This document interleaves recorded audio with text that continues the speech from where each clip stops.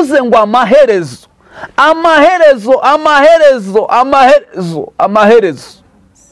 araje kandi ageze mu mpande enye z'igihugu.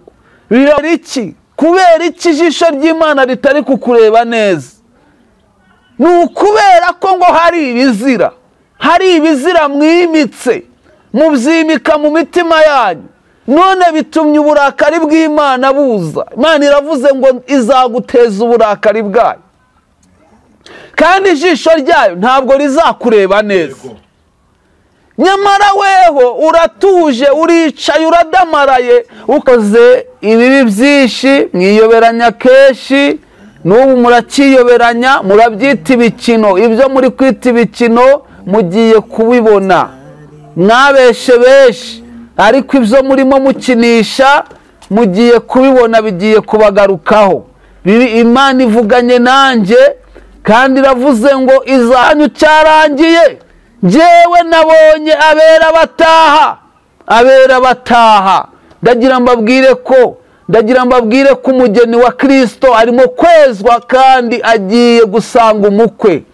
Abera bagiye mwihishaga mu ikote ry'umupasiteri, ibyanyu byarangiye. Ubu n'ubuhanuzi mbahanuriye kandi bugiye kubasohoraho vuba, mugiye kugaragara vuba cyane.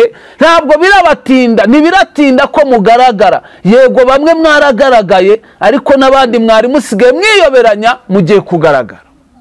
Kubera ko uburakari bw'Uwiteka burahagurutse. Imana yihanganye kenshi, yabihanganiye kenshi. Murayibesha irihangana, yemwe muratekinika irihangana, yemwe munyaga abantu irihangana, mutuburira abantu irihangana, abadiyasipora murabatuburira, mubaka ibyabo irihangana.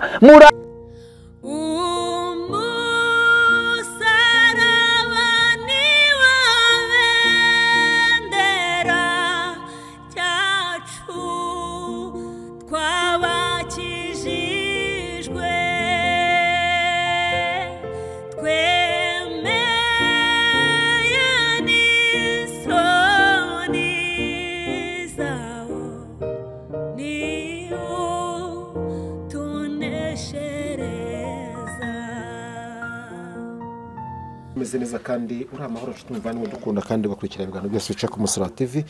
Ineza y'Imana nibane nawe kandi umugisha w'Imana ukomeho ndetse n'abawe bose hafi na kure, aho uherereye mu bice bitandukanye by'isi, amajyaruguru, amajyepfo, iburasirazuba n'uburengerazuba bwanjye. Mwese nizere ko muri amahoro kandi mukiri mu buntu bw'Imana. Imana ikibarindiye mu buntu bwayo.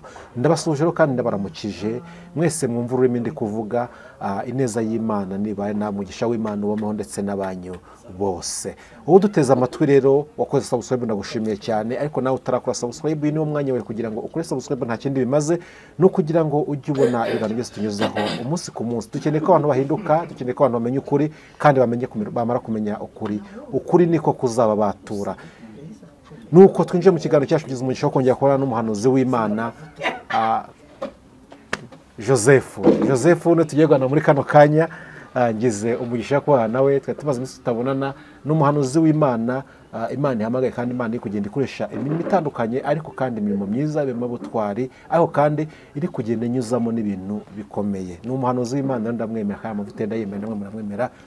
Imana imumishe. Joseph Karame, uraho neza? Ndaho ndashima Imana. Sinigera nashyizeho umuhanuzi w'Imana kumaze kubana nawe kuri liste y'abahanuzi. None se ko ari Imana yampamagaye. Umeze ute?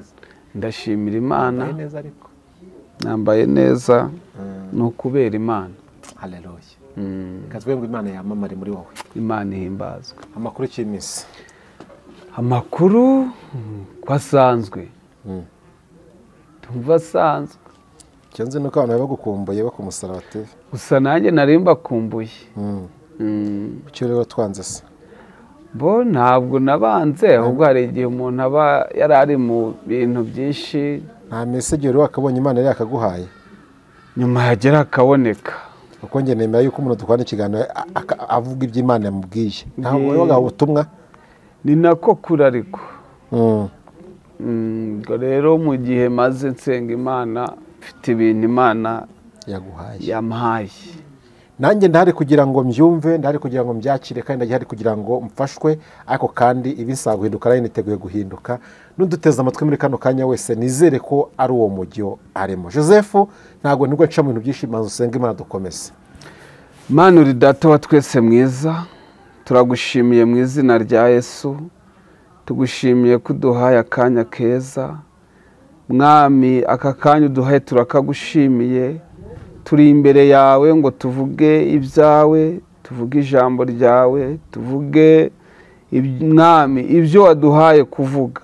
Turagusabye rero ngo Umwuka Wera adushoboze gukora uyu murimo waduhamagariye, kandi uturindishe imbaraga zawe zikiza, maze ukomeze kuba mu ruhande rwacu. Abadukurikiye bose Mwami reka ubagirire neza, kandi abumva ubutumwa bose bahindurwe nabwo, kandi izina rye rigome gushyirwa hejuru mu izina rya Yesu. Amen. Amen. Imana iguhe umugisha. Joseph, twishimiye kuba nawe. Turi mu minsi irije umugenzi, ariko kandi ni iminsi ibintu bikomeye kugenda byivanga. Batuye dukunda kujya tubivugaho, ariko ndashaka ko tuvuga ku ijambo rimwe riri mu Balewi 22, watubwiye icyo bisobanura, ngo nicyo gituma bakwiriye kwitondera umurimo nabarindishije, kugira ngo utabazana icyaha ukabicisha, kuko bawononye ndi Uwiteka ubeza. Mu Balewi 22:9. Iri jambo nk'umuvugabutumwa, nk'umuhanuzi, ryabwirwaga bande? Ni bande bakwiye kwitondera uyu murimo w'Imana? Ababwirwaga kwitondera umurimo w'Imana birumvikana ni abatambyi, ni abakozi b'Imana nyine. Nibo Abalewi, kuko abazi abasoma Bibiliya, Abalewi ni umuryango w'abatambyi, kandi bari barerejwe gukora umurimo w'Imana. Ubwo rero kugira ngo ukore umurimo w'Imana ugomba kuwitondera. Ubwo rero umurimo w'Imana uricisha, iyo utawitondeye urakwicisha. Kuko dusomye Bibiliya, Abalewi uko urukurikirane rwabo rugiye, ko baruhijeho kugenda bakora umurimo, abawukoraga nabi warabicishaga. Urabona Bibiliya ivuga ku bahungu ba Aroni, abahungu ba Aroni ngo bacanye umuriro udakwiye, w'Imana itabategetse, witabategetse, bajya imbere y'Imana. Abo barahaguye, barahapfiriye, ndetse imirambo yabo ngo iraterurwa ijya kujugunywa. Kandi bari abatambyi, bari abakozi b'Imana. Rero abakozi b'Imana badukurikiye, birinde gukora umurimo w'Imana nabi, kugira ngo utazabicisha. Yego. Nashaka kubaza, iki gihe utubwiye ko cyabwirwaga Abalewi. Abalewi ntawe tuzi, nge nta nubwo mbazi, nta nubwo bakiriho. Ese iri jambo ab'iki gihe rirabareba? Iri jambo rirabareba cyane. Bibiliya ivuga ko natwe turi abatambyi mu bwami bw'Imana. Umuntu wese wamaze kwakira Kristo nk'umwami n'umukiza we, aba yamaze kuba umutambyi mu bwami bw'Imana, aba yabaye umukozi w'Imana, aba yabaye intumwa mu cyimbo cya Kristo. Ni ukuvuga ngo rero uwo muntu ni umutambyi, akwiriye rero gukora umurimo w'Imana yirinda, kugira ngo utazamwicisha. Yego. Bishazwa ko ab'iyi minsi nabo birabara. Ese iyo urebye mu mboni yawe, uri umukozi w'Imana, ugendana na benshi, ujya henshi hatandukanye, uvuga ubutumwa henshi hatandukanye, uhamagarwa na benshi hatandukanye, ubona ab'iki gihe turimo uyu murimo w'Imana muri kuwukora uko bikwiriye? Cyangwa iyo urebye ugapfumuzamo ijisho ubona hari abo ugiye kwicisha? Hari abo ugiye kwicisha, hari abo wicishije. Ubu harimo abamaze gupfa, bamaze kuba intumbi, bamaze kuba imirambo. Kuko Bibiliya igaragaza ko hari abantu nyine bagaragara nk'abariho ariko batariho, baramaze gupfa. Kuko usomye mu rwandiko rw'Abatesaloniki, mu rwandiko rwa 2, niho harimo ijambo ry'Imana rivuga ngo kuko batemeye gukunda ukuri bakizera ibinyoma, nicyo gituma Imana nayo izaboherereza ubushukanyi, umwuka w'ubushukanyi, bakaguma kwizera ibinyoma, nabo bakazacirwaho iteka. Abo rero bagenda baraciriweho iteka. Ni ukuvuga ngo rero iyo urebye muri iki gihe usanga hari abantu umurimo w'Imana wicishije, ugasanga harimo kubera kuwukora nabi basenze bakora ibyaha bahanura basambana baba ababishopu n'abapasitoro bagira amanyanga bariganya ari indyarya. Abo bantu bose rero umurimo w'Imana warabicishije. Niyo mpamvu ubona bamwe bari kumera nk'abasazi, bamwe usanga ibyabo byarabaye ibindi, ubuhamya bwabo bwarabaye bubi ndetse bikanagaragara. Nuvuga ngo rero harimo abo wicishije bigaragara, harimo n'abandi nabo bari ku rutonde nibadahindura. Bese abantu bahindure bakora umurimo w'Imana neza. Kuko kuwukora nabi ni ukwigirira nabi, kuko iyo ukoze nabi urakwicisha. Yego. Ese uru rupfu muri hano bavugaga ni urupfu rwo gupfa umuntu ahagaze cyangwa ni urupfu rwo kuva mu mubiri? Urupfu aha bavugaga ni urupfu rwo gupfa ku mubiri ndetse no mu bugingo, byose bigapfa. Niyo mpamvu buriya Yesu yabigarutseho ku by'urupfu, aravuga ngo ntimugatinye icyica umubiri.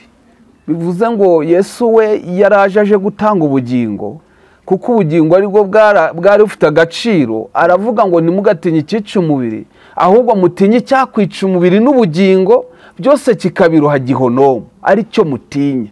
Noneho rero uru rupfu abatambyi bapfaga, abantu bakoreraga Imana nabi, ni urupfu rwo gupfa ku mubiri kandi bakanapfa mu bugingo, bagapfa batabonye agakiza.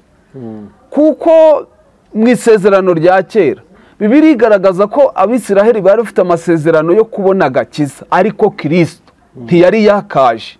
Muri make bakoraga imirimo y'Imana ariko bategereje agakiza, bategereje umucunguzi. None rero gupfa, agapfa ku mubiri, agapfa yicishijwe n'umurimo w'Imana akoze nabi, apfuye atabonye agakiza. Kristo naza gutanga agakiza we azaba yarapfuye. Muri make azaba atarasinziriye hamwe n'abategereje agakiza. Kuko rivuga ko mu bituro abapfaga habaga harimo abapfuye bahamya Imana, bahamya kagakiza, bahamya umukiza ko azaza. Bakajya mu bituro byabo bagategereza uwo mukiza ko azaza. Abapfuye barakoze ibyaha bataragenze neza bakajya ikuzimu, bakajya mu kubabarizwa hamwe n'abandi bakoze ibyaha. Yesu rero aje, nicyo cyatumye apfa, ajya ku musaraba arapfa, agera ikuzimu arahambwa. Bibiliya avuga ngo akingura ibituro by'abera. Abo bera rero nibo abo bakoze umurimo w'Imana neza. Yego. Nibo Yesu yazuye. Hari ukuntu warutubwiye ngo hari abamaze gupfa n'ubu ngubu, mpita nibaza gutyo ati birwa bameze nk'abasazi basaragurika. Ese urwo rupfu waruvuze ni urupfu rwo mu bugingo, bapfuye bahagaze bakomeza bakora umurimo w'Imana, bishushanya bimeze bite? Abubu bapfa bahagaze. Ni urupfu bapfa rwo mu bugingo bagapfa bahagaze. Ikikwereka ko bapfuye bahagaze, ntibaba bakishoboye kubona imbaraga zibakura mu byaha, kubera ko bazitakaje, kubera ko bazimuye. Imbaraga zibakura mu byaha ni za Kristo, none barazimuye. Bakoze umurimo w'Imana nabi urabicisha, bapfa bahagaze. Bibiliya ibavugaho, irabavuga mu rwandiko rw'Abaroma mu gice cya mbere. Irabavuga ngo umujinya w'Imana ubyukirijwe ubugome no gukiranirwa by'abantu bashikamiza ukuri gukiranirwa kwabo. Bibiliya ivuga umujinya kubyukirijwe ubugome no gukiranirwa by'abantu. Umujinya w'Imana uhagurukiye abo bantu bakora umurimo w'Imana nabi. Ruvuga ngo rero ikintu gikomeye cyane, Bibiliya ivuga ngo iki? Iravuga ngo nubwo bazi iteka ry'Imana ko abakora bene ibyo bapfa, uretse no kubikora ubwabo bashima n'abandi babikora. Uzabona bagira inama abantu ibintu bibi, babagira inama zo gusambana, babagira inama zo gukora ibibi, babagira inama zo gukora puranke bagategura ibintu bibi, bakajya inama mbi zo kwicisha abandi. Nubwo bazi iteka, abantu badukurikiye basoma biriya bazasoma urwo rwandiko, nubwo bazi iteka ry'Imana ko abakora bene ibyo bapfa, uretse kubikora ubwabo bashima n'abandi babikora. Abo bantu rero bapfuye bahagaze turi kuvuga, uzababona mu biganiro bibi, uzababona mu gutegura imiteguro mibi, uzababona mu kujya inama mbi bazigira abantu. Nibo basenya ingo z'abandi, nibo bavuga ngo uyu mugore si uwe bakamukura mu rugo rwe, uyu mugabo si uwe bakamwirukana mu rugo rwe, nibo batwara abagore b'abandi bakaguma no kuhanura biyita abakozi b'Imana. Ni ukuvuga ngo aba bapfuye bahagaze nubwo bazi iteka ry'Imana ko abakora ibyo byose bapfa, ariko aba bantu uretse kubikora ubwabo bashima n'abandi babikora. Bibiliya rero ivuga ngo iki? Iravuga ngo nicyo cyatumye Imana ibarekera imitima yakahebwe kugira ngo bagume bizere ibinyoma, nayo izazanwe no kubaciraho iteka. Ubwo bamwe mu bahanuzi tuye twumva bashimangira boshye abandi mu gusambana, tuvuge ko nabo bapfuye bahagaze ni intumbi. Biravuga ngo bagaragara ko bariho ariko ari intumbi. Ndi kwibaza, ese uwo muntu wapfuye ahagaze mu buryo, ndakeka uburyo bw'umwuka, yaba umuhanuzi agahanura bigasohora? Yahanura ibiki? Kuko hari abagihanura, hari abakivuga ubutumwa, hari abagishumbye. Erega mujye mutandukanya guhanura. Abapfumu se ntibahanura? None si ibyo bahanura, bahanura mu mwuka w'isi, kandi iby'isi nyine umwuka w'isi usohoza iby'isi, ariko umwuka wa Kristo usohoza ubugingo. Niba umwuka wa Kristo usohoza ubugingo, niyo mpamvu abo bahanurira aho kugira ngo babagezeho ubugingo barabasambanya. Ubwo saba ubwo buhanuzi babusohoje gukiranuka, buba busohoje urupfu. Nuvuga ngo rero umwuka bakoreramo nyine n'ubundi ni uw'ubupfu. Yego, urupfu bapfuye nirwo bicamo n'abandi. Ikintu bita deliverance kivugaho iki? Deliverance kuko ibyo bintu byose uri kuvuga by'ibyaha bibera mu cyo bita deliverance, ugasanga umuntu abwiye ngo nakuremo ngo amudelevure, ugasanga deliverance ivuga iki? Deliverance nyine ni amayeri ya Satani, ni uburyo, ni amayeri ya Satani akoresha kugira ngo afatishe abantu bakoresha ibyaha. Bivuga ngo bari abantu bafite imyuka mibi, bafite amacenga, bafite amayeri, ayo yose ni amayeri ya Satani. Abantu bajye bamenya amayeri y'abadayimoni. Kuki umuntu akubwira ngo vamo imyenda ngo ngusengere, kugusengera ni uko warinda uvamo imyenda? Kuki umuntu akubwira ngo kandi imyuka mibi yaranyuze aho ngaho? Imyuka mibi agiye kwirukana yaranyuze aho ngaho. Imyuka mibi se, imyuka mibi yanyuze aho se barayibonye? Imyuka nyine nuvuga ngo umwuka ni kuki akoresheje umubiri kandi undi ari umwuka? Niba ari umwuka wanyuzaho, nawe nawirukanisha umwuka. Kugenda akoraho nyine.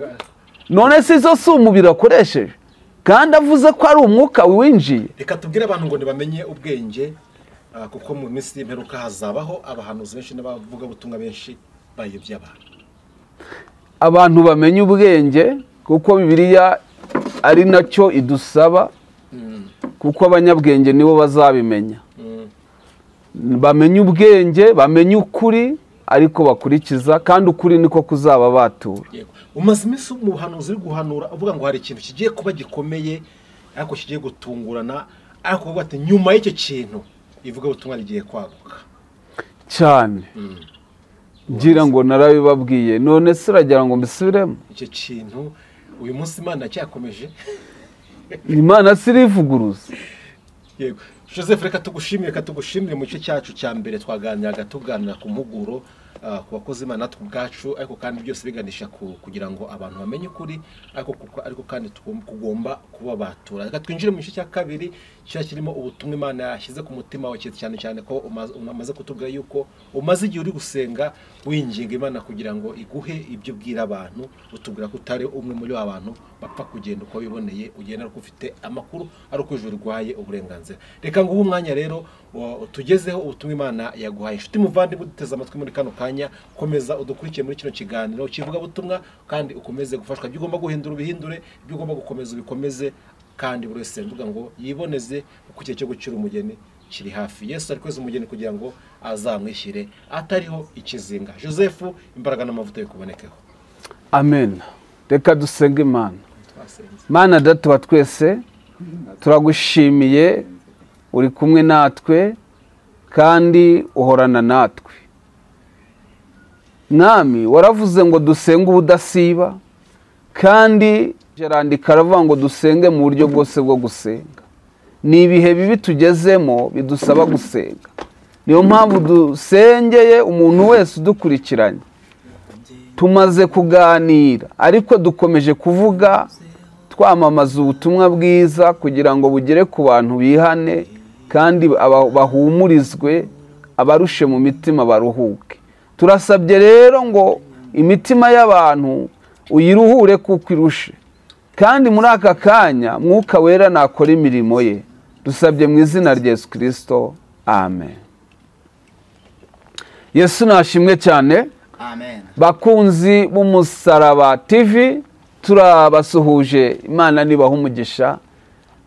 Habimana Joseph ni njyewe ugarutse kugira ngo tuganire ku ijambo ry'Imana, twumve icyo Umwami Imana arimo avugana natwe muri uyu munsi. Imana rero nibaha umugisha, kandi Imana ibakomeze mu izina rya Yesu Kristo. Reka rero dusome Bibiliya. Ndasaba uyu uri imbere yanjye, kozi w'Imana uri imbere yanjye, dusomere, ariko ataranasoma natwe twasoma ntacyo bitwaye. Turasoma muri Ezekiyeli. Ezekiyeli ni igitabo cy'ubuhanuzi. Ezekiyeli, wahageze ngo dusomere? Ezekiyeli ni igitabo cy'ubuhanuzi. Turasoma igice cya 7. Igice cya 7 cya Ezekiyeli. Niba wahageze cyangwa se umbwire some, ariko wahageze. 7 uhere ku murongo waho wa mbere. Ijambo ry'Uwiteka ryongera kunzaho riti. Ijambo ry'Uwiteka ryongera kunzaho riti. Namwe mwana w'umuntu. Nawe mwana w'umuntu. Uko niko Umwami Uwiteka abwira igihugu cya Isiraheli. Abwira igihugu cya Isiraheli ati, amaherezo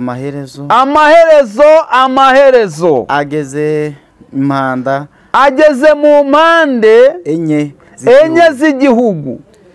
Noneho amaherezo akugezeho. Ngiye kuguteza uburakari bwanjye. Ngucire urubanza ruhwanye n'imigenzereze yawe. Kandi nzakugaruraho ibizira byawe byose. Ijisho ryanjye ntirizakureba. Ijisho ryanjye ntirizakureba neza. Kandi sinzakugirira ibambe. Ahubwo nzakugaruraho ibihwanye n'imigenzereze yawe. Kandi ibizira byawe bizakubonekaho. Muzamenya yuko ari njye Uwiteka. Uko niko Umwami Uwiteka avuga. Ati ikibi. Kimwe gusa dore kiraje. Iherezo rigeze amaherezo. Iherezo rirageze. Amaherezo araje. Biragukangukiye. Dore biragusohoreye. Igihano cyawe kikugezeho wa muturage. Wa muturage we. Wo mu gihugu we. Igihe kirasohoye. uri hafi, umunsi uri hafi, umunsi w'imivurungano, umunsi w'imivurungano mu misozi, si uwo kuvuzwamo impundu, si uwo kuvuzwamo impundu. noneho ngiye kugusukaho umujinya, noneho ngiye kugusukaho umujinya wanjye, ngusohozeho uburakari bwanjye, ngusohozeho uburakari bwanjye, kandi ngucireho urubanza, kandi ngucire urubanza ruhwanye n'imigenzereze yawe, ruhwanye n'imigenzereze yawe, nkugarureho ibihwanye n'ibizira nkugarureho ibihwanye n'ibizira byawe byose. ijisho ryanjye ntirizakureba neza, ijisho ryanjye ntirizakureba neza, kandi sinzakugirira ibambe, kandi sinzakugirira ibambe, ahubwo nzakugarukaho bihwanye n'imigenzereze yawe, ahubwo nzakugarukaho bihwanye n'imigenzereze yawe, kandi ibizira byawe bizakubonekaho, kandi ibizira byawe bizakubonekaho. muzamenya yuko nge Uwiteka ari nge uhana, muzamenya yuko nge Uwiteka ari nge uhana. dore wa munsi nguyu uraje, dore wa munsi nguyu uraje, igihano cyawe kirasohoye, igihano cyawe kirasohoye, inkoni iragushibukiye, inkoni iragushibukiye, ubwibone bukumezeho, ubwibone bukumezeho, urugomo rurahagurutse, urugomo rurahagurutse, n'inkoni ihana ibibi, ntawe uzasigara muri abo, mu nteko zabo no mu butunzi bwabo nta kizahasigara, habe n'icyubahiro cyabo, habe n'icyubahiro cyabo. igihe kirasohoye, umunsi igihe kirasohoye, umunsi ugeze hafi, umuguzi ye kwishima, umuguzi ye kwishima, nugurwaho ye kuganya, kuko umujinya ugeze ku nteko zaho zose, kuko umujinya ugeze ku nteko zaho zose, kuko ugurwaho atazasubira ku byaguzwe naho byaba bikiri aho, kuko iyerekwa ryerekeye ku nteko zaho zose, komeza, ritazahinduka ukundi, kandi nawe uzikomeza uri mu bibi kandi akiriho. amen. Imana iguhe umugisha. Amen. Haleluya. Amen. Dushimiye Imana yabanye natwe mu bihe bitambutse, tukaba tugihumeka, nyamara hari benshi bamaze kuva muri uyu mubiri, si uko twabarutaga, ahubwo Imana icyo yadusigarije ni ukugira ngo uyu munsi tube turi kumwe namwe, tubabwiriza ubutumwa bwiza, tubabwira icyo Imana avuganye natwe. Amen. Imana ibaha umugisha kuba mudukurikirana, kandi si ukubasabira, yarawubahaye. Ni ukuri mwarakoze cyane kuba mudukurikirana. Imana nikomeze ibongerere cyane, Imana ishimwe cyane. Ndagira ngo rero babwire ijambo ry'Uwiteka nanjye ryanjeho, ryaje kuri Ezekiyeli, ariko uyu munsi rije kuri njyewe Habimana Joseph. Ndagira mbabwire ko rivuze ngo iki? Haravuze ngo ijambo ry'Uwiteka ryongera kunzaho riti, nawe mwana w'umuntu, uku niko Umwami Uwiteka abwira igihugu cya Isiraheli ati, amaherezo ageze mu mpande enye z'igihugu, ngiye kuguteza uburakari bwanjye, ngucire urubanza ruhwanye n'imigenzereze yawe, kandi nzakugaruraho ibizira byawe byose. Imana itugirire neza. Ndagira mbabwire ko ikintu Imana avuganye nanjye ni uko abantu bagiye kugarurwaho ibizira byabo.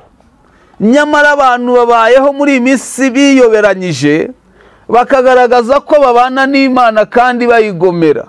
Ariko Bibiliya iravuze ngo amaherezo, Bibiliya iravuze ngo amaherezo, Imana iravuze ngo amaherezo. Ndagira ngo mutabirebera mu nyuguti, kuko Imana yacu ntabwo iba mu nyuguti. Dusomye inyuguti, niko Bibiliya yavuze, ariko ndashaka kubabwira ijambo ry'Uwiteka.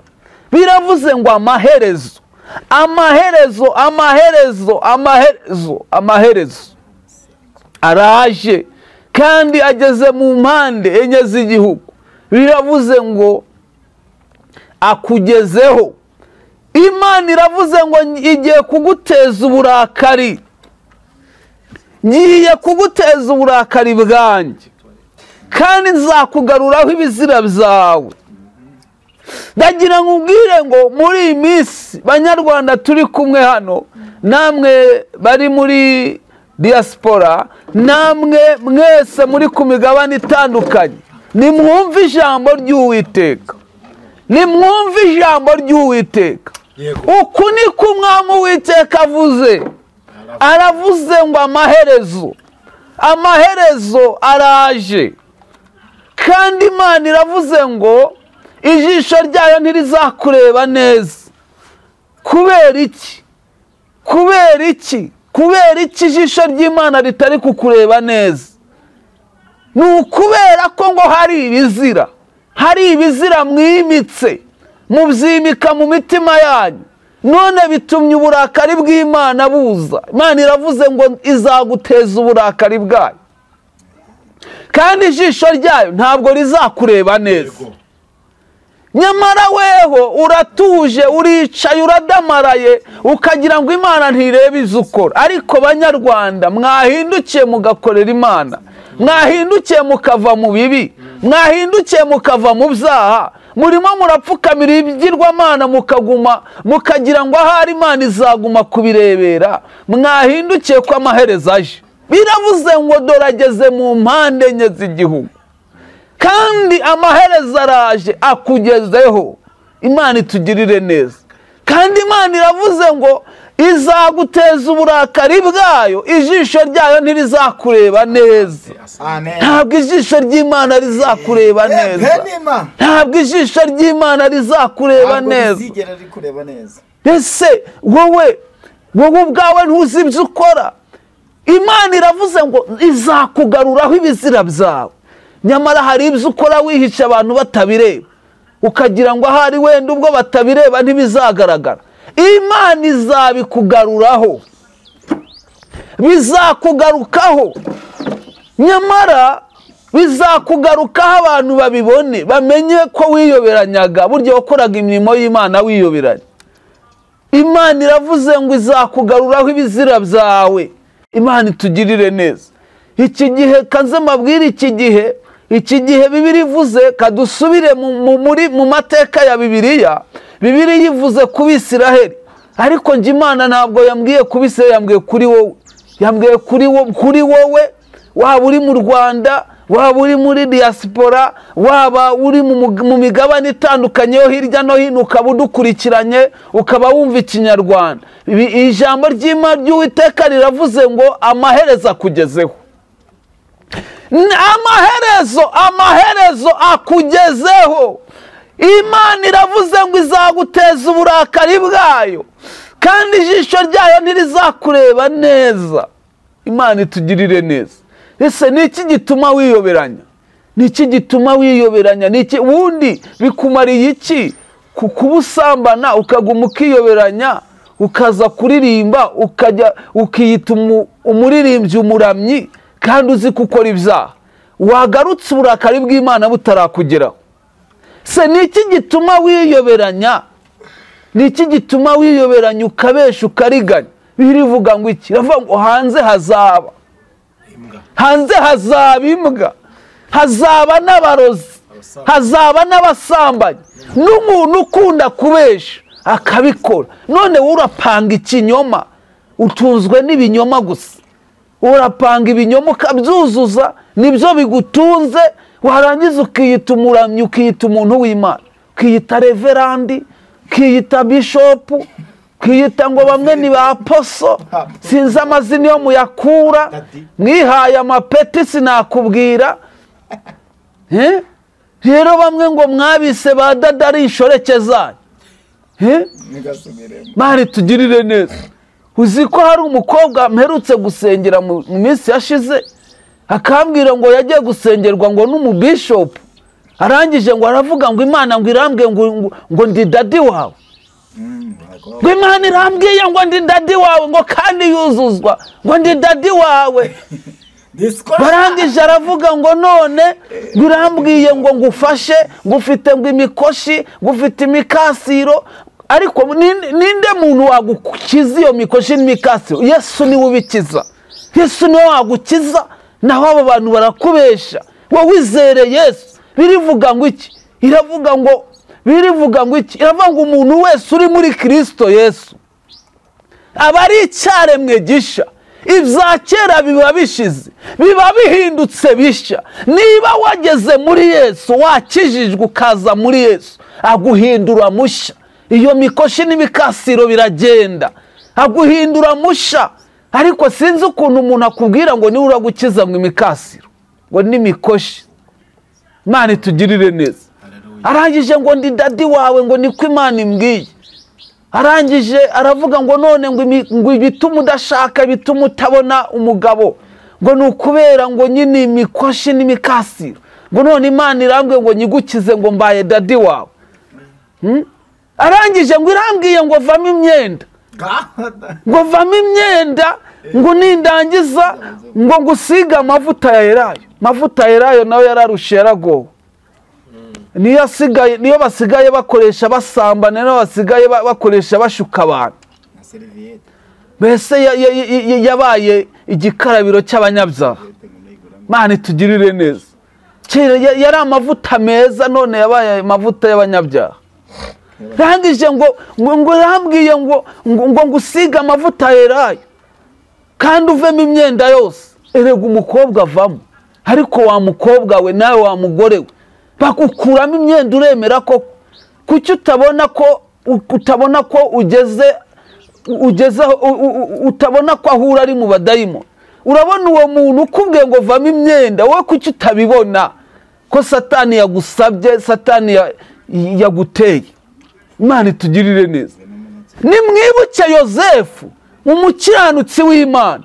Muka Potifari Bibiliya iravuga ngo yahoraga amwegera, bakamubwira ngo nyamara ngo unyemereye tukabana, ngo ibi byose ngo wabibonamo uburenganzira.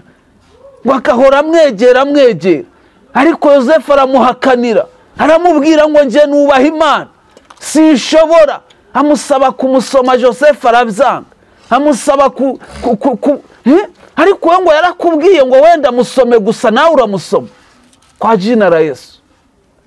Nawe uramusoma, nawe uramya Satani, nawe uramya ibigirwamana, nawe upfukamira Satani.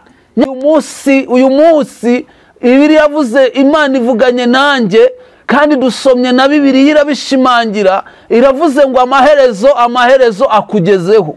Niba utihanye ngo ukurweho ibyo bizira byawe, dore Imana iravuze ngo izabikugaruraho. Niba utabyihanye ngo ubikurweho, Imana iravuze ngo izabikugaruraho, kandi ijisho ryayo ntirizakureba neza. Arangije ngo aramubwira ngo erega Imana niyimbwiye, irambwiye. Bagira imyuka rero irondora ibisekuru, bagira imyuka irondora ibisekuru, ngo impamvu ngo dore ngo iwanyu ngo hariho ngo n'undi ngo utarashatse, ngo dore hariho ngo wishingiye, ngo nta wakoze ubukwe iwanyu. Arangije ngo arabyemera, amukuramo imyenda, amusiga amavuta, ageza ku cyiciro amubwira ngo Imana iramubwiye ngo baryamane, ngo bahuze ibitsina, ngo ubwo ngubwo ngo arabakiza imikasiro, ngo arabakiza imyako. Kandi uwo ngo ni pasitoro, ngo ni bishop w'umusambanyi, bishop wimitse ibigirwamana. Umva uko ijambo ry'Uwiteka rivuze, riravuze ngo izakugaruraho ibizira byawe, kandi ijisho ry'Uwiteka ntirizakureba neza. Imana izakugaruraho ibizira byawe. Dore amaherezo akugezeho, Imana igiye kuguteza uburakari bwayo, kandi uburakari bw'Imana ntabwo muzabukira, kuko buhagurukiye isi. Imana itugirire neza. Mu mahanga ukagira ngo aho uri Imana ntihareba, ukagira ngo hari Imana yacu. Kaze mbabwire ibiranga Imana yacu irangwa n'ikintu kimwe cya mbere, irangwa nuko ari Imana ishobora byose, kandi ni Imana izi byose, ni Imana iba hose, ni Imana imenya byose, ni Imana. Mbese nuvuga ngo aho waba uri hose Imana irakuzi. Ntugire ngo wagiye i Burayi wenda wayihunze, ntabwo ihari. I Burayi irahari, no mu Rwanda irahari. Iravuze ngo izaguteza uburakari bwayo, kandi ijisho ryayo ntirizakureba neza. Imana itugirire neza, Imana idufashe. Uyu mukobwa arangije ngo agiye ku bishopa, baramusambanyije, arangije ava yarira.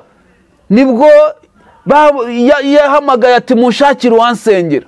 Ahita bamuha inomero zanjye, arangije arampamagara, arambwira ati bambwiye ko wansengera, mfite ibibazo. Ntiwagize ibibazo bimeze bite? Ati keretse mbikubwiye turi kumwe. Arangije ndamubwira turi mu rugo, araza n'umufasha wanjye twicaye, tuti ngaho tubwire ikibazo ufite. Arangira kutubwira ibyamubayeho. Aravuga ati ubu ndumva nahahamutse, babahanuzi n'abapasitoro bahamuye abantu. Imana itugirire neza. Ubu umuntu arumva umuhanuzi agahahamuka kubera ibizira mwazanye, mukaba mwaramaze kwangisha abantu Imana. Imana idufashe cyane. Noneho ndangije ndamusengera, ndamuhumuriza, mubwira ko Yesu ari umunyembabazi, mubwira ko Yesu yamugaruka akamugirira neza. Ihumure rimugarutsemo, umutima ururuka, mbona asubiye ku gihe. Icyakora Imana ishimwe ko namusengeye, ubu akaba yarakoze ubukwe, akaba yarabaye umumama, akaba ari mu rugo, bya bizira byaramuvuyeho. Imana itugirire neza. Ariko Bibiliya iratubwiye ngo amaherezo ageze mu mpande enye z'igihugu, kandi amaherezo akugezeho. Imana igiye kuguteza uburakari bwayo kubera ibizira byawe. Imana itugirire neza. Nari mbabwiye ko Yozefu nk'umuntu w'Imana, Yozefu nk'umuheburayo wamenye Imana, we ngo muka Potifari ngo abonye ko atamushoboje kumushukisha amagambo, arangije ashaka kumufata ku ngufu. Aramubwira ngo nutemera ko turyamana ndasakuza, nabo hanze babyumve. Imana itugirire neza. Noneho wa mukobwa ngo urangije wariyoberanyije, ngo bagufashe ku ngufu. Imana itugirire neza. Ngo bagufashe ku ngufu, hoya. Imana nka Yozefu, uhunga icyaha baragihunga. Ntabwo icyaha bakidedembya imbere, baragihunga. Iyo udahunze icyaha kirakwica. Imana itugirire neza. Yozefu ngo ariruka, arasohoka, arabura icyaha, ndemera nsebe, ndemera njye mu gisebo. Imana itugirire neza. Imana idufashe. None wowe urasambana, ukaguma ukabibika, ukabikorana umurimo w'Imana, ukaramya ibishushanyo. Dore bamwe ko bafite ibyo bacishije, bagendana nabyo, barangiza bakagaragaza kuri teri ko ari abantu b'Imana, ariko bakorera Satani. Ariko ibyo byose bigiye kugaragara. Imana yavuganye nanjye ngo mbabwire ngo ibyari bihishwe bigiye kujya ku karubanda. Imana yavuganye nanjye irambwira ngo mbabwire ko ibyari bihishwe bigiye kujya ku karubanda. Bantu mwiyoberanyaga mukiyoberanya mu by'Imana, ndagira mbabwire ko igihe cyanyu kirarangiye, ibyari bihishwe byose bigiye kujya ku karubanda. Imana itugirire neza. Ibyiza nuko mwakwiyarura mugakizwa ishano ritarabagwira. Ndagira mbabwire ko amaherezo abagezeho. Iherezo rikugezeho. Iherezo rikugezeho. Ibyo wakoze bigiye kugusubira ku mutwe. Nutihana ngo ureke ibibi, nutihana ngo uve mu bibi, ndagira nkubwire ko isaha yawe irageze ngo ibyawe bihishuke bijye ahagaragara. Imana itugirire neza. Ikibi wimitse mu mutima wawe, ukabika ibinyoma, ndagira amaherezo akugezeho. Ngiye kuguteza uburakari bwanjye kandi ijisho ryanjye ntirizakureba neza. Ndagira mbabwire ko uburakari bw'Imana buhagurutse. Ndagira mbabwire ko uburakari bw'Imana buhagurukiye abantu bimitse ibinyoma, bantu muri kwimika ibinyoma. Ndagira ngo mbatangarize ibintu Imana yambwiye. Ndagira mbabwire ko iherezo ryanyu rigeze. Mwakoze ibibi byinshi, mwiyoberanya kenshi, n'ubu murakiyoberanya, murabyita ibikino. Ibyo muri kwita ibikino mugiye kubibona.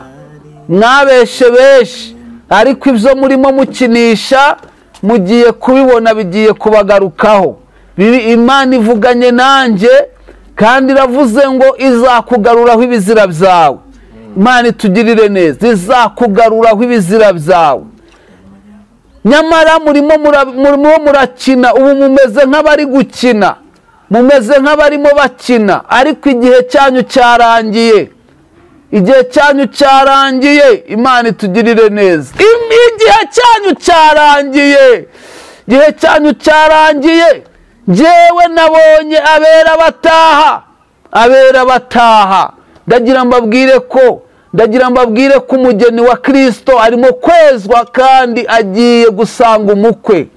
Abera bagiye gutaha. Uraburi hehe munyabyaha wanze kwihana? Urimo wiyoberanya. Uraburi hehe munyabyaha wowe wanze kwihana, ko ishano rikugezeho? Uraburi hehe ko igihe kigeze? Imana itugirire neza. Nabonye abera bataha. Uraburi hehe munyabyaha ko igihe cyawe kigeze?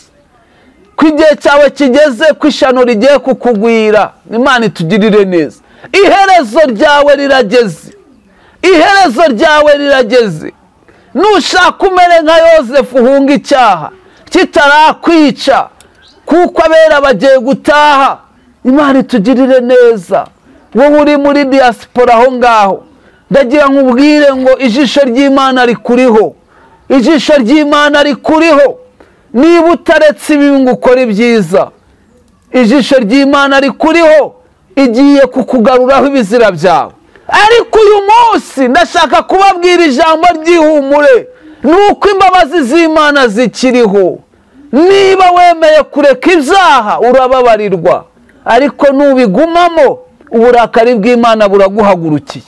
Nuguma gukora ibyaha uburakari bw'Imana buraguhagurukiye. Ariko niwihana ukareka ibibi, imbabazi z'Imana zirahari, urababarirwa. Imana itugirire neza. Urababarirwa.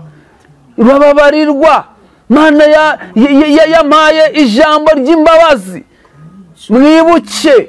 Mwibuke mu butumwa bwiza bwa Yesu Kristo bwanditswe na Luka mu gice cya 7.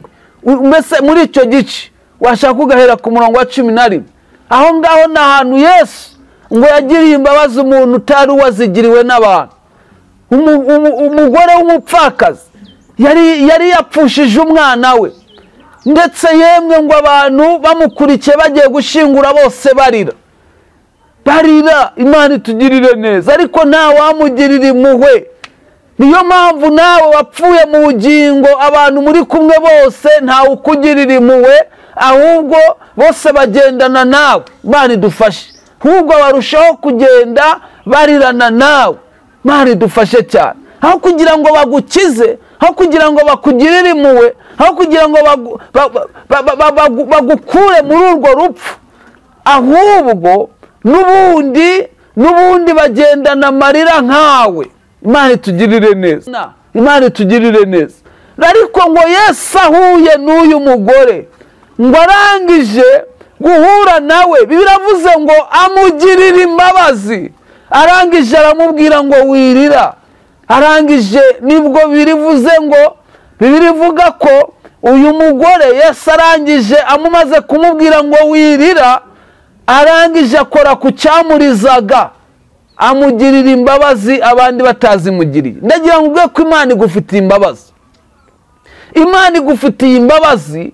Imana niyo yonyine igufitiye imbabazi. Abantu bo nta mbabazi bagufitiye.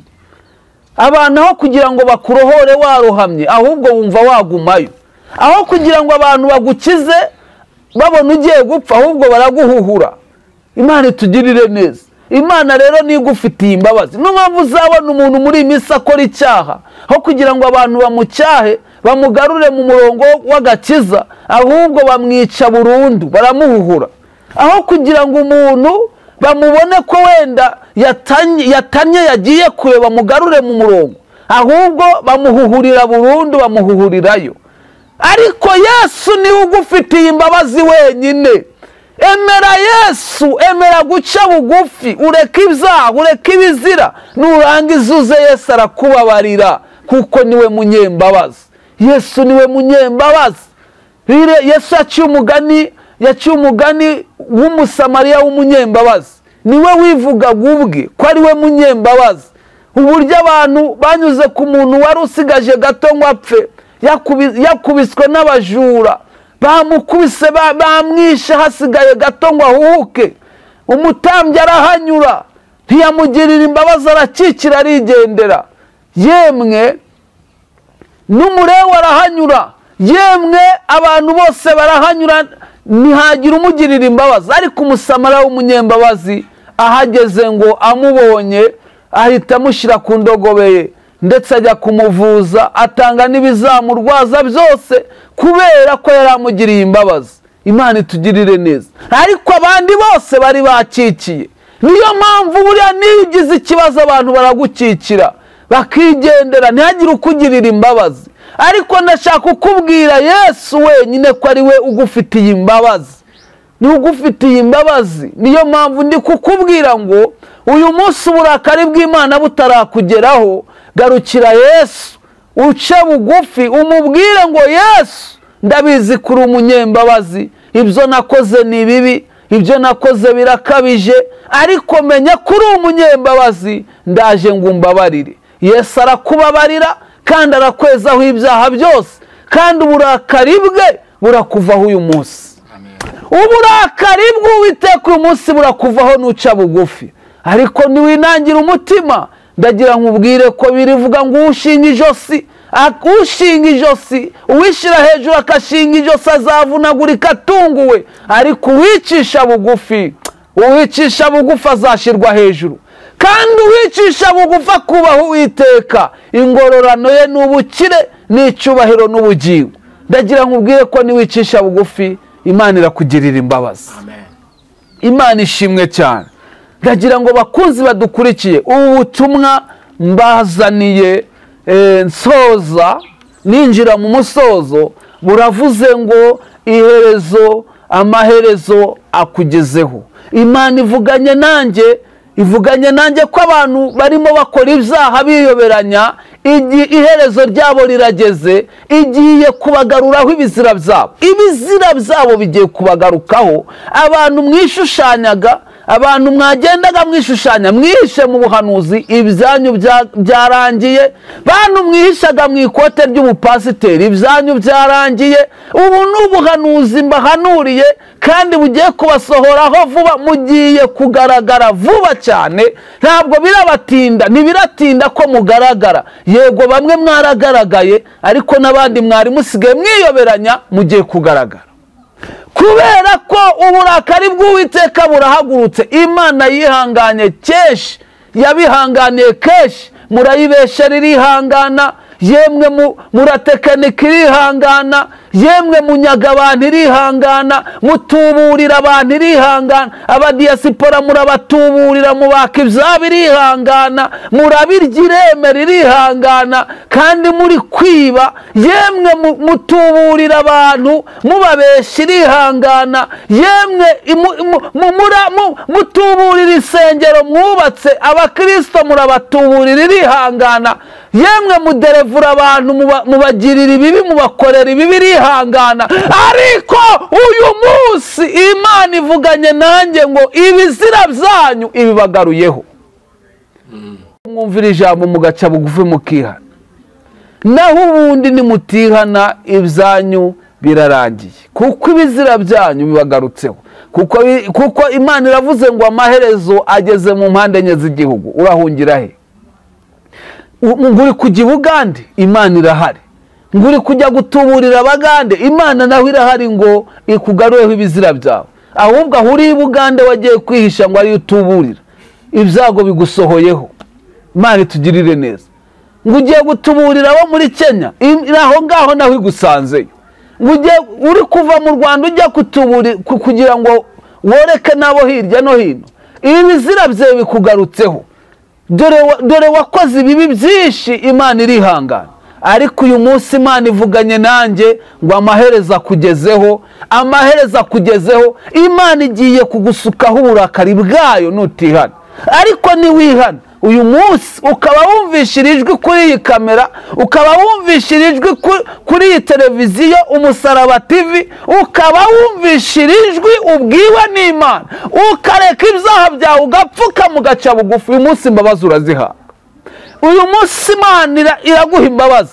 Bibiliya ivuga ngo iki? Mu byakozwe n'intumwa haravuga ngo kujijwa kubwo bwoko Imana arakwirengagije, itegeka abantu kwihana. Umva itegeko ry'Imana nuko wihana. Kujijwa kwawe ibyo wakoze, uderevura abakobwa, uderevura abagore, yemwe nawe ushuka abagabo ukabagusha mu byaha, nawe utuburira abantu wiba, nawe ukora amanyanga, nawe ugendera mu byaha. Dore muteje isi akaga, muteje isi ikibazo, muteje igihugu cyanyu ibyago, u Rwanda rwanyu muruteje ibyago kubera ibyaha. Mutumye Imana irakara, kandi nisuka uburakari ibyago birabatungura. Ariko nje kubabwira ngo ikirabakiza ni uguca bugufi mukihana, mukareka ibyaha, ubundi Imana ikabaha imbabazi. Murakoze cyane, maze muce bugufi. Icyakora nsoje mbabwira ko umugeni wa Kristo yezwe atunganwe, kuko igihe cyo kumwakira kirageze. Yego. Imana ibaha umugisha. Ndagira ngo nsoze mbabwira iryo jambo ko nabonye abera bataha. Kandi mwitegure abageni ba Kristo bakirimo neza, nimwitegure imyambaro yanyu ntibonekeho ibizinga. Ntibonekeho ibizinga. Icyakora ubwo Yesu muri kumwe muhumure muzanesha. Ariko abanyabyaha mwe muburiwe kwihana. Kandi namwe nimukaraba muganoga, namwe muragendana n'abandi. Ariko nimutihana, dore iherezo ryanyu rirageze n'ukurimbuka. Imana rero ibagirire neza, twari kumwe kandi tuzongera tubane. Ariko Umwuka Wera arusheho kubana namwe kugira ngo murusheho kugira imbaraga zo kunesha. Imana ibaho umugisha. Amen. Imana y'amahoro nawe iguha umugisha, imbaraga n'amavuta ntibikakubureho. Nimba nta bundi butumwa urenza kuri ubwo ngubwo, uratanga nimero za telefone kugira ngo ushaka kubone ubundi usengera abantu b'Imana uko Umwuka kuyoboye. Ni karibu. Imana nibaho umugisha cyane. Nimero yanjye ni 07 8 23 6 6 5 3 ni 07 8 23 6 5 3 ni Habimana Joseph. Imana iduhana umugisha. Amen. Sengere. Reka tubasengere, maze wumvise ubutumwa uce bugufi tugusengere. Imana irakugirira imbabazi, kandi nawe umaze kumva ubutumwa ukaba wari ugikijijwe ukigenda neza, urusheho kurinda imyambaro yawe ntigeho ibizinga, kuko itorero rigiye kuzamurwa. Mana Data wa twese, turagushimiye kubanye natwe muri uyu mwanya. Reka rero urusheho kweza itorero ryawe, kandi ukurikiranye iki kiganiro, agakurikirana ubu butumwa, agakurikirana ubuhanuzi, Mwami agaca bugufi umwezi umutunganye, kandi urusheho kumuha imbaraga zo kunesha, kandi urusheho kweza umugeni kugira ngo umwishire adafite ikizinga. Turagushimiye ko ukiri Imana ifite imbabazi, ntabwo urava ku ntebe y'imbabazi ngo tugire ubwoba, ahubwo tuje tuzi neza kuri Imana y'inyembabazi. Ngaho babarira umuntu wese ugusabye imbabazi, kandi urusheho kutwambika imbaraga tuneshe. Dusabye mu izina rya Yesu Kristo. Amen.